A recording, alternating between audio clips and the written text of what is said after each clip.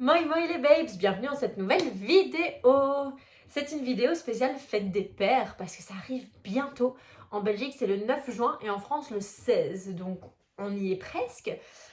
Et du coup je me suis dit, ce serait trop bien de trouver dans la bibliothèque des choses qui pourraient plaire au papa. Alors évidemment j'ai essayé de prendre plein de genres différents parce que tous ne lisent pas la même chose. Ça va peut-être aussi faire découvrir des genres à vos pères en fonction de ce qu'ils aiment, etc. J'ai essayé d'être un peu originale, j'ai essayé pour pas toujours, vous savez, offrir le dernier Michel Bussy ou le dernier Stephen King à votre papa, bien que j'ai inclus quand même le King, Stephen King dedans. On va commencer par les graphiques. Si vous avez des papas fans de bande dessinée, je vous conseille. Pour l'instant, il n'y a que 3 tomes. Le quatrième tome sort en 2025. C'est Le Château des Animaux. Il y a ces 3 tomes-là pour l'instant. Je vous les mets comme ça. Après, c'est que en français, c'est écrit à l'envers. Ok, de toute façon, vous ne voyez pas. Voilà. Bref, c'est l'adaptation en BD de La ferme des animaux de George Orwell. Donc, si les dystopies l'intéressent et les... Ah, je ne trouve plus le mot. C'est une genre de parodie de la société politique et économique d'un certain moment de l'histoire via un monde animal, donc dirigé par des animaux. Bref, les gens de la société sont représentés par des animaux et je les trouve super bien. Genre vraiment, c'est des BD mais incroyables, je les ai vraiment adorés.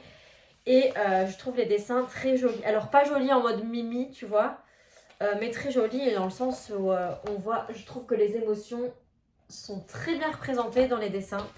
Moi vraiment, je coup de cœur pour cette saga de BD. J'ai très hâte que le tome 4 sorte, mais je le conseille si votre papa est fan, papa, beau-père, ou si en fait la fête des pères c'est aussi la fête de votre mère. Parce que parfois votre mère peut faire les deux rôles et c'est très bien aussi. Du coup, je conseille vraiment en BD celle-là.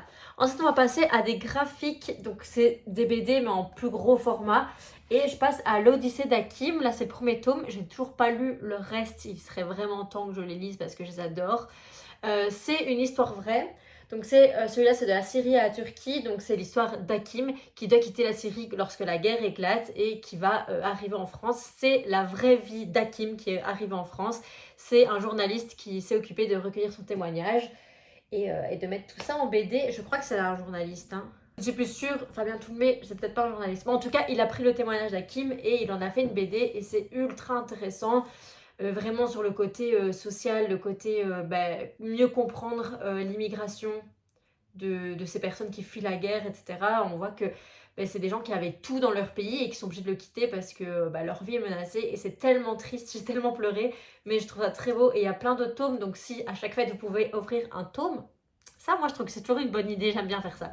Et le dernier graphique que j'ai à vous présenter, c'est le graphique de La Servante écarlate. Bon, vu que la série a fait pas mal de bruit et a cartonné, si votre père a aimé la série, pourquoi pas du coup lui offrir en graphique. Clairement, c'est un peu moins chiant que les romans, surtout quand on connaît déjà l'histoire. C'est vrai que lire un roman après avoir vu le film ou la série, c'est toujours un peu moyen. Mais moi, personnellement, le graphique, je l'ai adoré. Bon, moi, j'ai pas regardé la série, mais en tout cas, j'ai adoré le graphique. Et du coup, c'est vraiment, je trouve un chouette cadeau. Et en fait, j'adore aussi les couleurs et les dessins. Ça nous plonge vraiment dans l'ambiance très glauque, finalement, de l'histoire. Et voilà, moi j'ai adoré. Alors maintenant on va passer aux beaux livres, c'est-à-dire, vous avez Yamina Lima, donc c'est des illustrateurs qui font des livres, et c'est Flammarion qui les sort en français.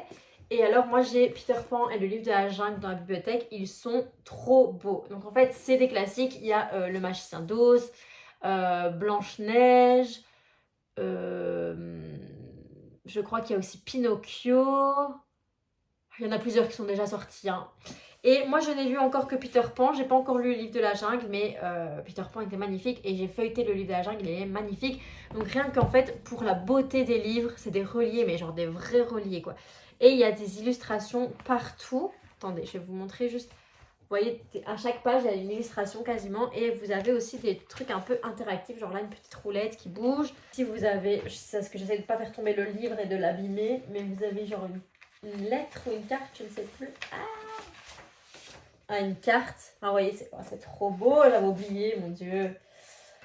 Bref, c'est des pépites, elles sont magnifiques, c'est des éditions incroyablement jolies et donc si vous avez un papa fan de littérature classique et qui aime les beaux livres objets, je conseille absolument les éditions Minalima chez Flammarion. Passons à la catégorie pour les papas qui aiment la fantasy. Alors bon, il y a tout ce qui est fantasy banal, The Witcher, Game of Thrones, Seigneur des Anneaux, c'est bon, on a compris.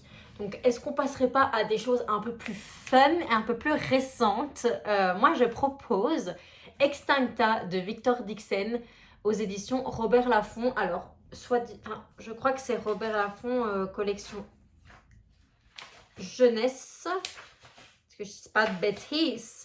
Je crois que c'est la collection R qui correspond à la collection jeunesse, mais Robert Laffont, c'est que jeunesse. Oh mon dieu, je sais plus. Mais bref, pour moi, ça peut vraiment être lu par n'importe quel âge. Il n'y a aucune raison que ce soit que de la jeunesse, enfin du young adulte, pas du tout. Alors ça, si vous avez un papa qui est un peu aussi porté sur l'écologie, je trouve que c'est un super bon roman d'imaginaire. C'est de la dystopie, mais en fait, vous allez voir que le monde dystopique dans lequel ils sont, c'est une cause à effet avec ce qu'on fait subir à la planète en ce moment. Donc c'est hyper intéressant au niveau réflexion de l'humain. Hein, c'est intéressant. Et puis l'histoire est vraiment très chouette. C'est un de mes livres préférés depuis que j'ai commencé Booktube. Donc j'ai dû déjà souvent vous en parler si vous regardez toutes mes vidéos. Mais je le conseille vraiment et je pense vraiment que ça pourrait plaire à votre papa. Ensuite on passe à une fantaisie un peu plus... connue, on va dire, enfin connue, pas ce livre-là, mais vraiment la légende est connue, c'est la légende du roi Arthur avec l'héritier du roi Arthur de Bertrand Crapé aux éditions L'Ivresse. Tout simplement, je pense que si votre père est passionné par la légende arthurienne et tout le folklore qui va autour, je trouve que c'est un chouette livre. En plus, si vous êtes belge, c'est une maison d'édition belge, donc c'est sympa aussi de soutenir les petites maisons d'édition locales. Du coup, moi, je l'ai pas encore lu, je vous avoue. C'est genre... Il y en a quelques-uns que j'ai pas lu dans ce que je vous propose, mais il a l'air vraiment très très chouette et je pense le lire très bientôt. Donc suivez-moi sur Instagram pour avoir quand même mon avis à la fin. J'espère que si vous l'achetez, votre père va pas vous dire c'est de la merde, qu'il vous a conseillé ça. Je pense que je vous conseille un truc chouette. On passe sur aussi encore une dystopie, j'aime beaucoup les dystopies, vous le verrez. C'est Absolu, le tome 1, Les Mobilisés. Il y a un deuxième tome et il y a un troisième qui sortira aussi par Margot de Seine. Alors même si c'est vendu comme du young adulte, je trouve pas que ça l'est forcément. Je crois que c'est juste mis dans le young adulte à cause de l'âge des personnages, mais l'histoire en elle-même, c'est juste une dystopie science-fiction classique, quoi. Donc pour moi, ça correspond totalement aux adultes. De toute façon... Enfin, je veux dire, je suis une adulte et c'est pas pour autant que je lis que de la fantasy ou de la science-fiction adulte. Loin de là. Très loin de là même. J'en lis, mais en fait, je vois même pas la différence entre ça ou une science-fiction adulte. Mais bon. Bref, du coup, moi j'ai vraiment bien aimé. Je trouve que c'est très bien écrit. Et ça, c'est hyper important, je trouve, dans l'imaginaire que la plume suive aussi. Parce que l'histoire, c'est très bien, il y a des rebondissements et tout, mais si la plume suit pas, ça fait un peu cheap.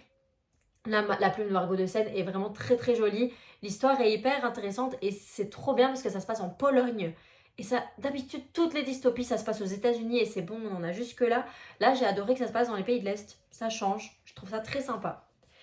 Et ma dernière saga que j'ai à proposer, et si vous me suivez, vous ne serez pas étonnés de ce choix, c'est ma saga préférée, c'est les Hunger Games. Et alors, ces magnifiques éditions collector là d'anniversaire. J'ai tellement hâte qu'ils sortent le préquel en vert, mais j'ai envie en fait pour finaliser la collection. Mais bon voilà, pour moi Hunger Games, même si ça a été vendu comme du adolescent, mais pour moi c'est pas trop adolescent, à part encore une fois l'âge des personnages. Et je pense que c'est juste pour ça qu'on le met en adolescent.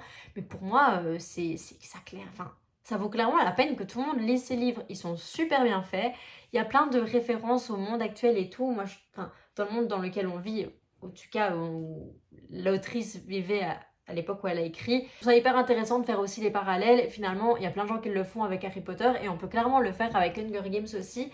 Et donc, par exemple, en vrai, si vous avez un papa qui a lu les Harry Potter et qui les a aimés, je pense vraiment que Hunger Games, ça peut lui plaire aussi. Alors, c'est pas du tout le même genre, on se sait, hein, bien sûr.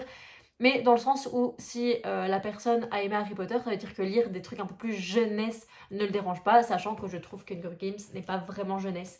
Et en plus, si vous voulez vraiment... Bon, il y a les poches et tout qui sont moins chères, mais si vous voulez marquer le coup avec une très belle édition, ben voilà. Je ne sais pas s'ils sont encore en vente, mais il y a peut-être moyen de les trouver d'occasion. Et je les trouve tellement, mais tellement beaux que bah, j'étais obligée de vous les présenter, quoi. Passons maintenant à la catégorie des papas qui aiment les thrillers et les polars, ce qui est assez souvent en même temps qui n'aiment pas ça. Enfin, je sais pas, moi j'adore ça aussi, donc voilà. Je sais que mon père, c'est sa catégorie préférée, il adore ça, donc en général, c'est ce que je lui offre. Alors là, je pars sur Liane Moriarty, Petit secret, grand mensonge. Elle en a plein d'autres. Moi, j'ai celui-là et j'ai Le secret du mari. Celui-là est sorti en série télé, Big Little Lies, et la série était tellement folle que j'ose même pas imaginer le livre à quel point il est bien. Voilà, c'est un petit polar, vous savez, familial, très banlieue et tout. Moi, j'adore ces moods-là. Genre, ils se connaissent tous, mais il y a quelqu'un qui a fait un crime de... Moi, j'adore ça, j'adore ça. Et il y a vraiment plein de livres de cette autrice qui ont l'air très très chouettes. Je vous ai mis celui-là en exemple parce que bah, il est sorti en série télé et peut-être que ça vous parle. Donc voilà.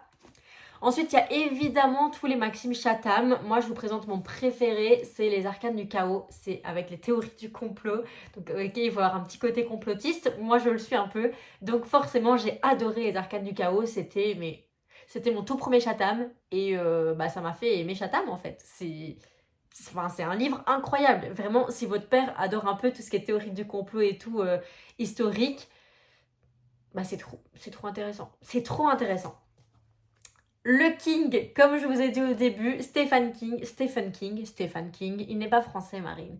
Stephen King, alors lui aussi, il y a une panoplie énorme en général. Moi, je prends le dernier à mon papa. Mais moi, je trouve que le meilleur, non, peut-être pas le meilleur, mais celui que moi j'ai adoré, c'est La Ligne verte. Alors, évidemment, si vous avez vu le film, bah, vous savez de quoi ça parle, hein, c'est logique.